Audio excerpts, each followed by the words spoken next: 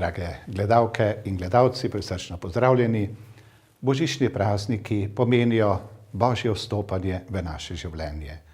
Pomenijo, da je Bog med nami si postavil šotor, zato da bi bil naš sopotnik. Božični prazniki so predvsem prazniki dobrote in ljubezni. Tukaj se razodeva, kako je Bog naš zaveznik, kako nam želi dobro. Zato ga Svetopismo imenuje človekoljubnega. In druga stvar je, da nam želi pokazati svojo ljubezen. In to do konca. Zato, drage gledalke in gledalci, vam želim, da bi se pustili v teh dneh dotakniti te Božje ljubezni, kot pravi papež Frančišek. Kajti samo, ko se mene dotakne Božja ljubezen, potem sem jaz sposoben to ljubezen deliti drug z drugim.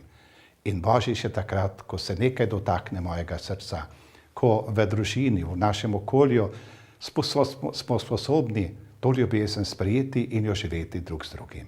Zato želim, da bi od teh zunanjih trenutkov, ki doživljamo vsega tega lepega, kar nas obkroža, znali res prepoznati ta Božji dotik in ga tudi živeti in deliti drug z drugim.